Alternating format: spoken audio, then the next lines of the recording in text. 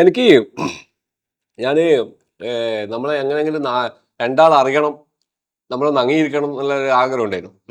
അപ്പൊ ഞാൻ ഇവരോടും പറയും എന്റെ വീഡിയോ ആരെങ്കിലും ഒന്ന് ട്രോളിയിട്ടെങ്കിലും അവൾ അറിയട്ടെ എന്ന്. അപ്പൊ അവള് എന്റെ മോള് പറയുമോ നിങ്ങളെ വീഡിയോ ട്രോളാൻ പോയിട്ട് നോക്കാൻ വേണ്ടി നിൽക്കൂലെന്ന് പറഞ്ഞ.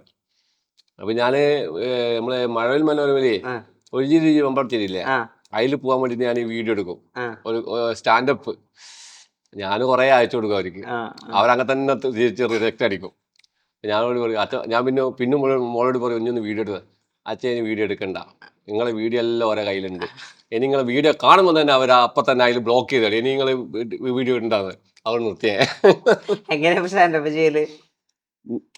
ഇവള് മോളെ എടുത്തു തരുവാ, അല്ലെങ്കിൽ ഏട്ടന് പോയെ ഇവര് എടുത്തു തരൂല.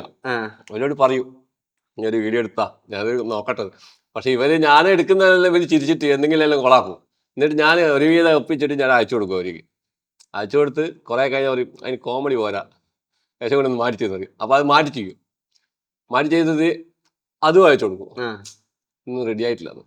ഞാനിങ്ങനെ കാണുമ്പോൾ വിചാരിക്കും നമ്മൾ ഇതിലും വലിയ കോമഡി പറഞ്ഞില്ല, അവര് നമ്മളത് ചിട്ടിയാക്കില്ല. അത് അപ്പോൾ പറയൂ നിങ്ങൾ ഇതൊന്നും അല്ല കോമഡി, ഓരി കിട്ടേണ്ട കോമഡി വേറെയാ, അതുകൊണ്ട് നിങ്ങൾ ഇപ്പൊ പറഞ്ഞൊന്നും കാര്യമില്ല, അത് വിട്ടേക്ക്.